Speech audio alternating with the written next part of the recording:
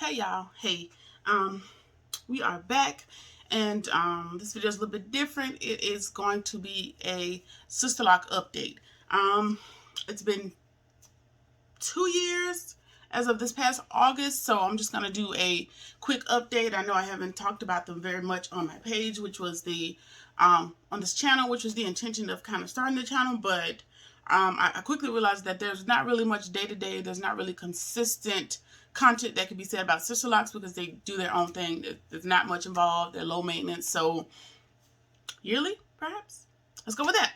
So, as of actually today's date, which is December the 17th, I've had my Sisterlocks for 2 years and 4 months exactly. I As far as updates go, also wanted to let you guys know that I have started back going to a consultant, and that is because of pure laziness. I'm just gonna be honest with you. I went to a consultant maybe my first few months that I had them, and then I started doing them myself, and I have been self maintaining this entire time. I have since moved to another city and state. I've moved twice since having my Sisterlocks, so I decided, there's a consultant in my area. I'm back to work, so I can afford to pay for it. So I'm gonna do it. My arms were tired. It just took too much out of me to maintain it myself. It wasn't a whole lot, but it takes me double the time that it takes a consultant. So why not? Now, if I get into a position where it becomes too much and I don't want to be obligated to go into somebody again, fine, then I won't go. But what I will say is what has changed in these 2 years is the consultants are, they have paperwork that you have to sign saying that you're going to do, according to their treatment plan, or you're going to be taken off for their books. And, I guess that's fair because people go, or people do it themselves, or people go to regular locticians. So they have to kind of solidify their spots because a lot of people just weren't going to their appointments or doing whatever they were doing with their Sisterlocks. So, I started back with the consultant just to make my life a little bit easier, just to go sit in somebody's chair for, I don't know, 2 to 3 hours as opposed to 6 to 8 is how long it was taking me to do it. So I'm back with the consultant. I've been going to her for a few months now. She's pretty cool. She's $105 flat, I think. She has a flat rate. Yeah. So that's why I'm back with the consultant. But what I did have is a question. Just getting back into the Sisterlock community now that I'm back going to a consultant, just kind of figuring out how things have changed in these last 2 years. Because when I first got my Sisterlocks, I wasn't going to a consultant very often. Maybe about, like I said, maybe 2 or 3 times since my Sisterlocks were installed, and I have been self-maintaining since then. I've joined a lot of Sisterlock groups on Facebook, Instagram, just found a lot of Sisterlock goals, those types of people. But my question is, when did we start tipping consultants? And I'm not saying that in a negative connotation. What I'm asking is, I did not know that was a thing, because I've been outside of the Sisterlock official community for basically my entire 2 years of having them. So I didn't know that we tipped them. My old stylist, she had a flat rate for the first 4 hours, and then I think it was like $100 for the first 4 hours, and then $50 for every hour after that it would take. But I never knew that you were supposed to, or that it was customary to tip your consultant. So for those of you that have an opinion, maybe drop it in the comments. Do you tip your consultant? I personally have not been tipping my consultant because I just learned of the whole tipping concept. But it does make sense. Many times when people receive services, whether you go to a restaurant or wherever you're going, tipping is customary in America. Let's just say that.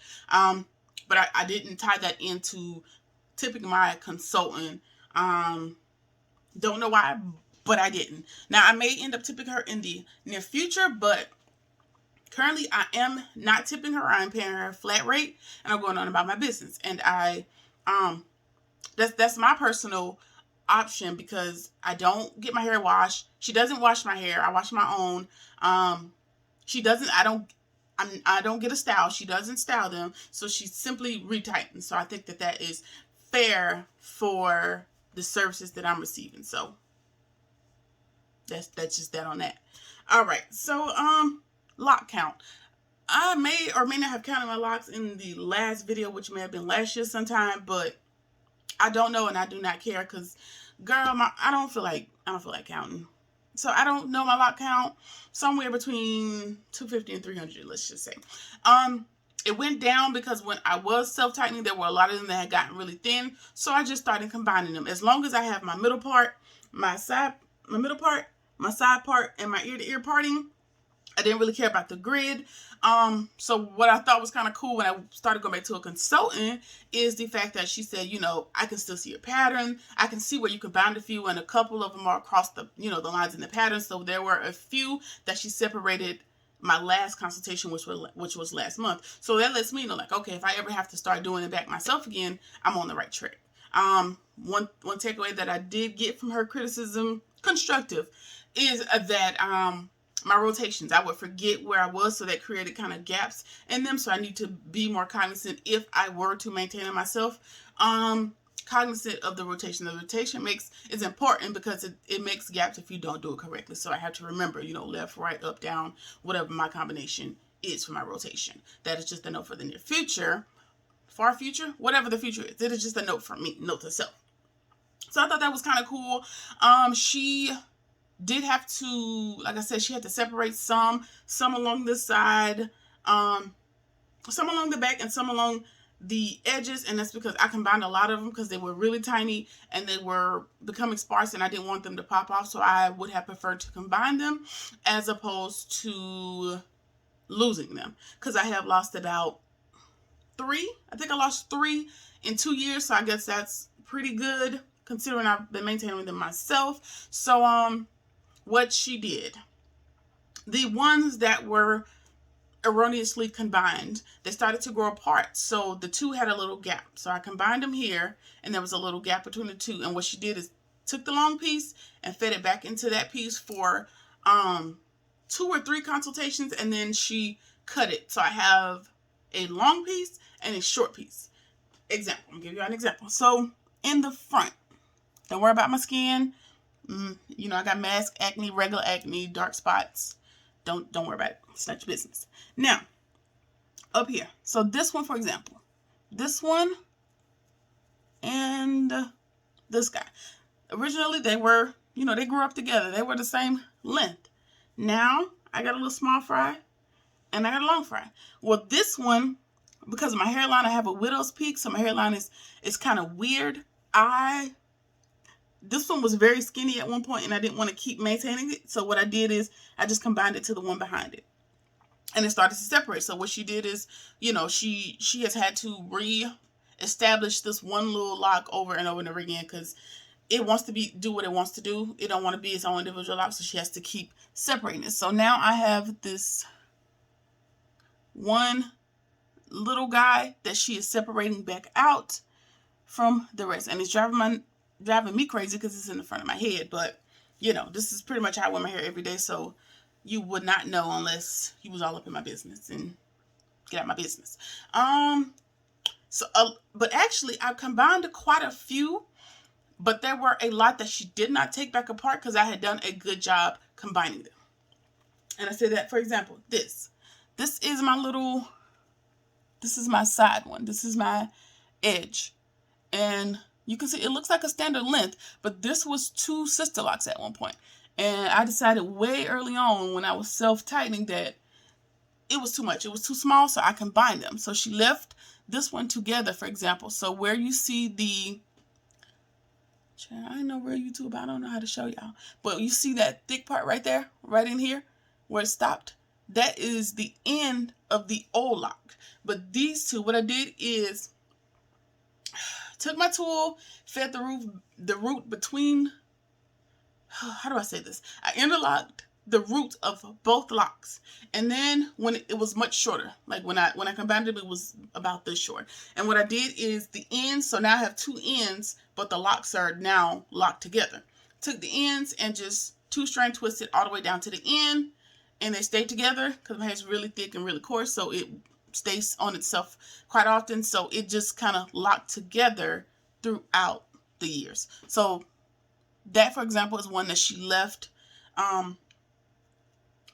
combined the way I had did it, And there's quite a few, but there is quite a few in here that she did separate. So, for example, on this side, this stays.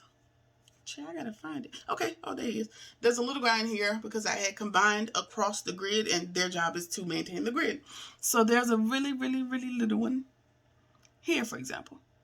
She separated it from the one I had combined it to. So once it got long enough to be able to maintain itself and be on its own, see, it's not fully locked, but there's enough hair here for the interlock to stay.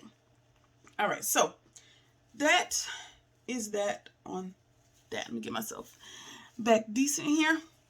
All right, so I have a few of those. I have one up here, a few here. There is one that still has that little gap in the middle because it's not long enough to separate just yet. And that's this very back guy. This one was 2, but it's doing something weird, so she's going to separate it back into where it should be.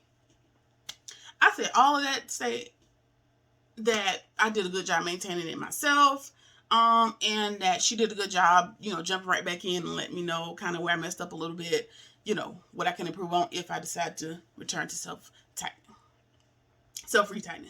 All right, moving right along. Styling wise, I have not done much styling. If you go back and look at my earlier videos, you may have seen like some lock tools. I haven't used them since those videos. I have to be honest. I've kind of gotten accustomed to the low maintenance lifestyle. Doing too much to my scalp drives me nuts, so there's not a whole lot I can do. If you go back and look at the wedding video, I wore my hair just like this for the wedding. Now, that wasn't the intention. I had rollers and different things in my hair to do a curly situation, but long story short, all those curls fell, and I just ended up with this yet again with a little cute piece on the side, a birdcage veil, and went on about my life. It was fine. It worked for me. I was fine with it. I wasn't upset about it. All right. What else do I have in my notes here? I still don't style my hair. Since I have become sister locked, I realized that there's there's an extension for everything. I see that there's Sisterlock extensions. So I have bought them. I may do a video on it. I'm gonna try to see if I could do like box braids or like 2 strands Sisterlock twists just to add some more length. We'll see how that goes. My hair has gotten much thicker and much longer since the last video. If you can see, it's much full. She's very full. She has a mind of her own. So she is about shoulder length currently. Yeah, I'd say about shoulder length unstretched. She comes down a little bit longer because there's a little bit of shrinkage, but not as much as a year ago. Let's see if I can get in here. Look at my hair. I got some hang time. Yeah, this is probably the most hang time I've had in 10, 15, 20 years because I don't know how to take care of no hair. I don't have time. So this has been wonderful for me. All right. I still don't wash my hair very often. Maybe about once every 6 weeks. Right before I get a retightening. I get a retightening every 6 weeks. I am on her schedule faithfully because they now have rules and regulations and paperwork that you have signed that if you don't stay on the recommended schedule, that they can drop you as a client. And the unfortunate part is it's hard to come by consultants. So there were 2 in my current locations. One of them has retired last month, so now there's only 1. So I'm not gonna lose my spot until I'm ready to lose my spot. Got it? Good. All right. Moving right along. I don't do anything as far as sleeping. I just push them up into a bonnet and go on about my life. Maybe I'll end up using like a lock sock or something like that in the future, but for now it's just a bonnet. That's all. All right, so just kind of going back to some things. Let's just run down my pros and cons. Let's start with the pros. Pros, versatility. Alleged versatility, because again, I don't do anything. When I go to the gym, I might part it across the ears and put the front in the ponytail so it's not in my face, or one ponytail. I can now get it into one ponytail, and I'm excited about that. And I could do things with it if I choose to, but I I haven't done much of anything. You can shake and go. Still a pro for me. I just missed it with a little bit of maybe rose water or the black vanilla, the Shea Moisture Black Vanilla Leave-In Conditioner. I'll dilute that and I'll put that in, and that's as far as products go. I never have any product buildup because I don't use products. I don't lay my edges because the way my hairline is set up, you would think I don't have any. I got edges, but child, with this hairline set up, I'm not swooping nothing. So, no product buildup because I don't use a whole lot of product. Another pro, I don't have to do my arm retightenings anymore because I now have a consultant. I don't have to keep combining them because she knows what she's doing. She knows what she's doing better than I know. All right. Another pro, reties don't take as long. I'm going from 6 hours down to about 3. So it's taking her half of the time so I can get back to my life. Even more wonderful. All right. Another pro, I say low cost. It's low cost to me as far as maintenance is concerned. Because when I did the rough math, in about a year, I may spend $900 in maintenance. Just projecting out every 6 weeks. At $105. How many weeks is it? I came out to about $900, and that works for me because I know that I spent more than that in probably weave and box braids and products and whatever else that I was using while I was a loose natural. So $900 for a year. I guess that might seem like a lot to some people. It seemed like a whole lot when I was doing it myself, but now I'm okay with the costs because I don't feel like doing it myself. All right.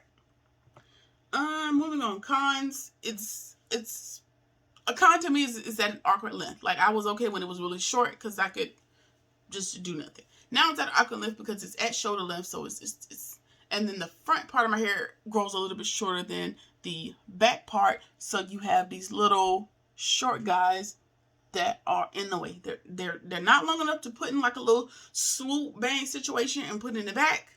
My hairline does not accommodate me pulling my hair all my hair back, so I don't live that life. It's right at my neckline, so I be trying to kill myself sometimes with battling thinking that's a spider on me, but it's really just my hair. It's not long enough to stay behind my shoulder, so sometimes it just comes back in front of me and I don't want it there. So it's just at an awkward length for me. So I'm ready for it to either be shorter or hurry up and go on down my back so you could be in a ponytail every day. Like I said, the front part grows shorter. So, this part stops here. So it doesn't really stay in one ponytail. I have to do like a higher situation for the gym. Now for everyday wear, I'd rather do a low ponytail, but I can't right now because the front ain't long enough. So maybe in a year, it'll be long enough and then I'll be back and it'll be a pro. All right. Moving right along. Another con, like I said, hard to find consultants. It's just hard to find consultants, and then when you find one, like what you're speaking in my consultant, she said some people are messing up their Sisterlock because people are telling them that their Sisterlocks or regular lock technicians, like people who do locks that aren't Sisterlocks, they know how to do interlocks, so they go in the interlock hours, but they don't understand the dynamics of the technicalities associated with Sisterlocks, so they mess up people's grids. And then when you go back to an actual Sisterlock consultant, if your grid is not correct, or if you have interlocks and if you have small interlocks and not Sisterlocks, they won't take you on as a client.